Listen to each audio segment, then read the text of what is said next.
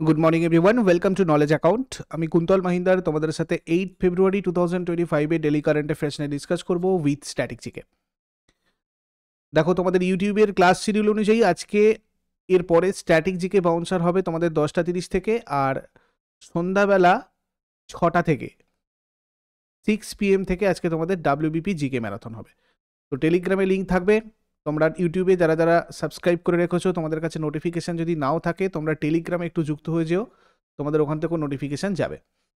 আর August থেকে December current affairs ebook সেকশনে তোমাদের রয়েছে, আগের দিন অনেকে কমেন্ট করেছিলে। আর তোমরা যদি জানুয়ারি থেকে জুলাই, আগস্ট থেকে ডিসেম্বর পুরো কারেন্ট অ্যাফেয়ার্স, তার সাথে সাথে কারেন্ট অ্যাফেয়ার্স সম্পর্কিত জিকে তালিকা, স্ট্যাটিক জিকে তালিকা, 2024 কারেন্ট অ্যাফেয়ার্সের মক টেস্ট, 2023-এর কারেন্ট অ্যাফেয়ার্সের মক টেস্ট এবং স্ট্যাটিক জিকের মক টেস্ট একসাথে পেতে চাও, সেক্ষেত্রে তোমরা কোর্স সেকশানে এসে কারেন্ট অ্যাফেয়ার্স অ্যান্ড স্ট্যাটিক জিকের এই কোর্সটা 1 বছরের জন্য অ্যাক্সেস নিতে পারো, ওয়ান টাইম এই পেমেন্টটা করে। খুব স্বল্প মূল্যে তোমাদের জন্য ব্যবস্থা করে দেওয়া হয়েছে যাতে তোমরা একটা জায়গায় সব কিছুটা পাও। আর তোমাদের রিকোয়েস্ট অনুযায়ী নতুন railway group D foundation batch একটা লঞ্চ করা হয়েছে। এটা তোমাদের 12 মাস ভ্যালিডিটি রাখা হয়েছে এবং এটা 25শে ফেব্রুয়ারি থেকে তোমাদের স্টার্ট হবে। সম্পূর্ণ লাইভ ক্লাস হবে, পরবর্তীতে ওগুলো তোমরা আবার রেকর্ডেডও পাবে, রেকর্ডের সুবিধাও তোমাদের থাকবে। তো এই নাম্বারে তোমরা যোগাযোগ করে নেবে এটাতে জয়েন করার জন্য, তোমাদের লঞ্চ অফার রয়েছে এটা।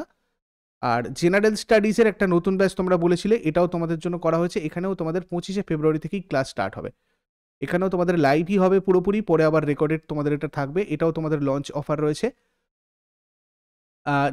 এখানেও তোমাদের নিপুণ ব্যাচ, ম্যাথ রিজনিংয়ের foundation A to Z basic থেকে একদম শুরু করে, এখানেও তোমাদের এটা লঞ্চ অফার রয়েছে। যেগুলো লঞ্চ অফার রয়েছে তোমাদের স্টার্টিং ডেটের পরেই কিন্তু এগুলো, এই লঞ্চ অফারগুলো তোমাদের কিন্তু মানে ইনভ্যালিড হয়ে যাবে। তো তোমরা এর আগে পারলে জয়েন করে নেবে, কেমন?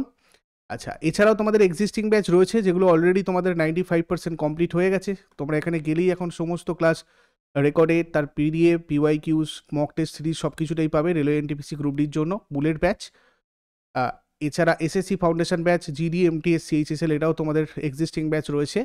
SSC রেলওয়ের জন্য সবথেকে বেস্ট অপশন তোমাদের কাছে হবে এটা। আর পরিবর্তন ব্যাচ কোর্সটা WBB কেপির জন্য। ক্লার্কশিপেরও মেইন ব্যাচ চলছে, এছাড়াও অন্যান্য সাবজেক্টেরও ফাউন্ডেশন কোর্সেস রয়েছে। তোমরা এই নম্বরে যোগাযোগ করে যার যেটা প্রয়োজন জয়েন করে নিও। তো প্রথম প্রশ্নে চলে আসবো। 2025 সালের ফেব্রুয়ারিতে হরিয়ানার কোথায় 38তম সুরজকুন্ড আন্তর্জাতিক কারুশিল্প মেলা অনুষ্ঠিত হয়েছে? দেখো, এটা হচ্ছে ফরিদাবাদে। 2025 সালে হরিয়ানার ফরিদাবাদে 38তম সুরজকুন্ড আন্তর্জাতিক কারুশিল্প মেলা। খুব আসে পরীক্ষায়, কোথায় হয় সুরজকুন্ড আন্তর্জাতিক কারুশিল্প মেলা। তো এটা হরিয়ানাতে হয়, ফরিদাবাদে। এবারে এটা 38তম হলো। এটা উদ্বোধন করেছেন কেন্দ্রীয় মন্ত্রী গজেন্দ্র সিং শেখাওয়াত আর হরিয়ানার মুখ্যমন্ত্রী নয়াব সিং সাইনি। আর এই অনুষ্ঠানে মিশর, ইথিওপিয়া, সিরিয়া, আফগানিস্তান, বেলারুশ সহ এরকম 42টা দেশের প্রায় 600 জন অংশগ্রহণ করেছিলেন। এবং এই বছরের মেলায় অংশীদার রাজ্য ছিল, পার্টনারশিপ স্টেট ছিল হচ্ছে মধ্যপ্রদেশ এবং উড়িষ্যা। এই দুটো খুব ইম্পর্টেন্ট।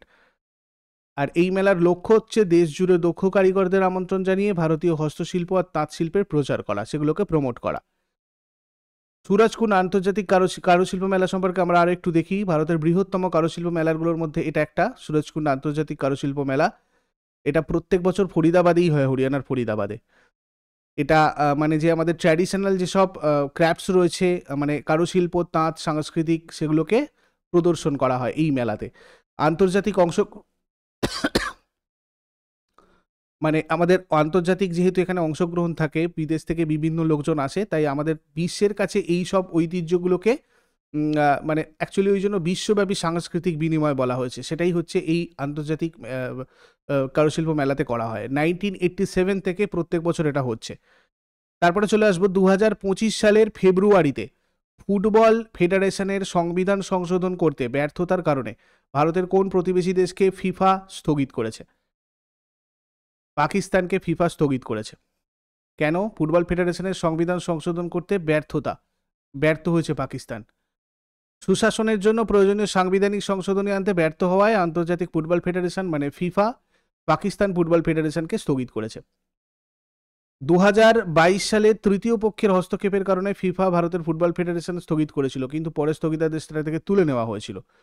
কুয়েতকে 2015 সালে খেলাধুলায় সরকারের হস্তক্ষেপের কারণে ফিফা স্থগিত করেছিল। এছাড়া ইন্দোনেশিয়া 2015 সালে তার ফুটবল অ্যাসোসিয়েশনে সরকারের হস্তক্ষেপের কারণে ফিফার নিষেধাজ্ঞার সম্মুখীন হয়েছিল। এগুলো কিছু হিস্ট্রিক্যাল তোমাদের জিনিসপত্র বললাম। ফিফা এই ধরনের এই সব দেশগুলোকেও স্থগিত করেছিল বিভিন্ন সময়। ফেডারেশন ইন্টারন্যাশনাল দে ফুটবল অ্যাসোসিয়েশন, এটা হচ্ছে ফিফার ফুল ফর্ম, যেটা প্রতিষ্ঠিত হয়েছিল 1904 ফিফা।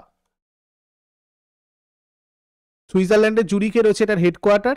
211টা ন্যাশনাল অ্যাসোসিয়েশন রয়েছে এর সদস্য। সভাপতি গিয়ানি ইনফান্তিনো, সিনিয়র সহসভাপতি সালমান বিন ইব্রাহিম আল খালিফা। তারপরে চলে আসবো উত্তরাখণ্ডে অনুষ্ঠিত 38তম জাতীয় গেমস হচ্ছে, আমরা জানি কদিন ধরেই তোমাদেরকে বলছি কারেন্ট অ্যাফেয়ার্সে। তো সেখানে 50 মিটার রাইফেল 3 পজিশনে মানে পুরুষ ইভেন্টে কে স্বর্ণপদক জিতেছে? তো এখানে স্বর্ণপদক জিতেছে এবারে নীরাজ কুমার।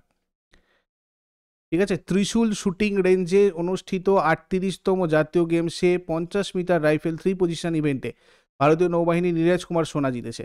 দেখো তোমাদের নীরাজ চোপড়া আর নীরাজ কুমার এটা দুটো কিন্তু একই নাম, সুতরাং পরীক্ষাতে তোমাদের গুলিয়ে দেওয়ার জন্য এটা কিন্তু একদম মোক্ষম চাল হতে পারে। নীরাজ কুমার কোন খেলার সাথে জড়িত? তোমরা যেন ভুল করে জ্যাভলিন থ্রো লিখে দিও না, শুটিং লিখবে। ঐশ্বর্য প্রতাপ সিং তোমার রূপা জিতেছেন। স্বপ্নীল কুমার 447.7 পয়েন্ট নিয়ে ব্রোঞ্জ জিতেছেন। 25 বছর বয়সী নীরাজ সার্ভিসেস স্পোর্টস কন্ট্রোল বোর্ডের প্রতিনিধিত্ব করেন। 2025 সালে 38তম জাতীয় গেমসের ম্যাসকট, আরও একবার রিভিশন করে দিই, এগুলো খুব ইম্পর্টেন্ট তোমাদের পরীক্ষার জন্য। 38তম জাতীয় গেমসের ম্যাসকট 2025 সালের হচ্ছে মৌলি। উত্তরাখণ্ড রাজ্য 2025 সালে 38তম জাতীয় গেমস আয়োজন করছে। ইভেন্টের থিম গ্রিন গেমস, ট্যাগলাইন সংকল্প সে শিখর তক অর্থাৎ রেজলিউশন টু দ্য টপ। 37তম ন্যাশনাল গেমস হোস্ট করেছে গোয়া। 36তম গুজরাট।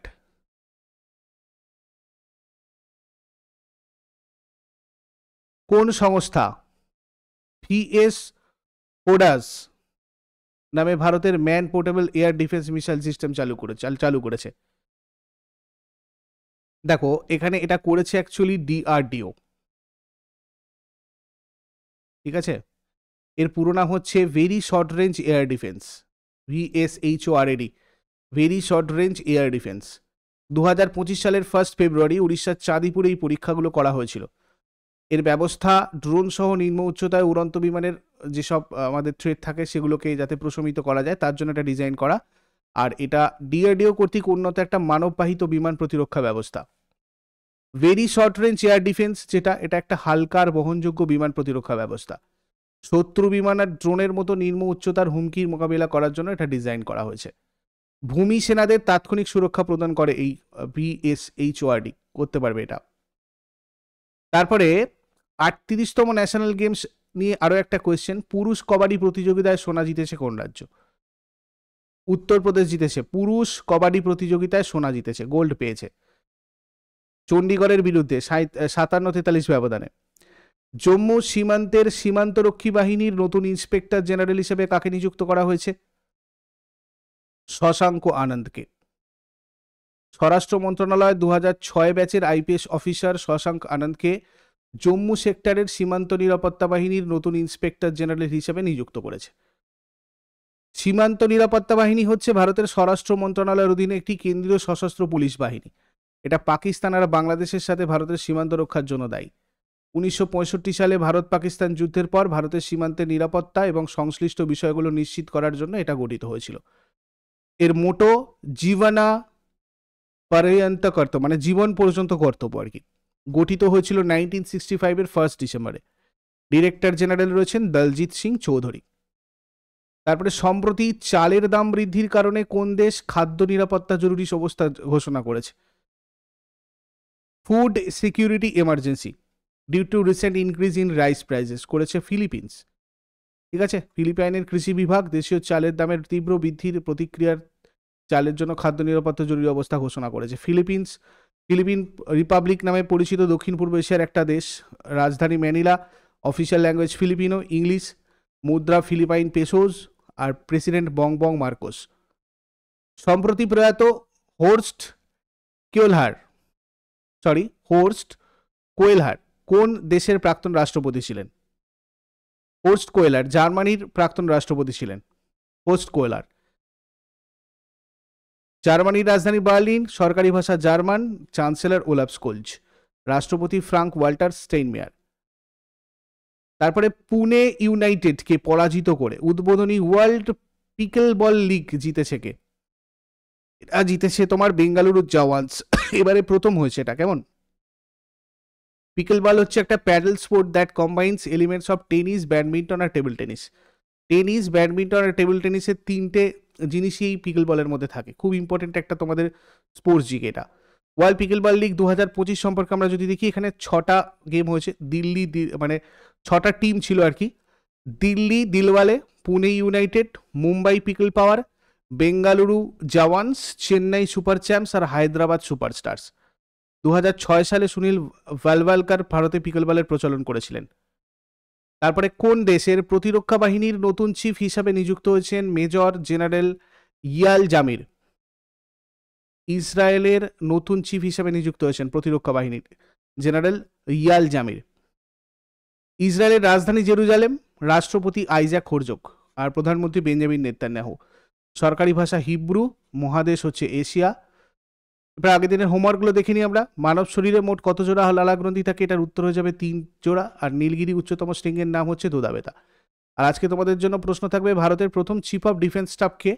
জাতীয় মানবাধিকার দিবস কোন দিনটা? শেষকালে কমেন্টে জানাও। চট করে আগের দিনের হলো কুইক রিভাইজ করে নেব। যারা যারা লাইভে রয়েছে অ্যান্সার করো। 7 ফেব্রুয়ারি 2025 এর কোয়েশ্চেন্স কি ছিল? 2025-26 বাজেটে ঘোষিত কিষাণ ক্রেডিট কার্ড এর অধীনে নতুন ঋণের সীমা কত? 5 লক্ষ। কোন দেশ সম্প্রতি জাতিসংঘ মানবাধিকার কাউন্সিল থেকে প্রত্যাহারের ঘোষণা দিয়েছে? মার্কিন যুক্তরাষ্ট্র। নবীন চাওলা সম্প্রতি 79 বছর বয়সে মারা গেছেন। নবীন চাওলা কে ছিলেন? প্রাক্তন প্রধান নির্বাচন কমিশনার। অর্থমন্ত্রী নির্মলা সীতারামন ঘোষিত তুলা মিশনের জন্য মোট কত বাজেট বরাদ্দ করা হয়েছে? 500 কোটি টাকা। কে চন্দ্রায়ন সে চুনাও তাক উদ্যোগ চালু করেছেন? Election commission of India. Bharat সরকার সম্প্রতি বিদেশি নাগরিকদের জন্য কোন নতুন ভিসা বিভাগ চালু করেছে? আয়ুষ ভিসা। চিপ ডিজাইনের জন্য NIELIT সেন্টার অফ এক্সেলেন্স কোথায় উদ্বোধন করা হয়েছে? নয়ডা। উত্তরপ্রদেশের পুরুষ কবাডি দল 57-43 ব্যবধানে কোন দলকে পরাজিত করে স্বর্ণপদক জিতেছে? চণ্ডীগড়।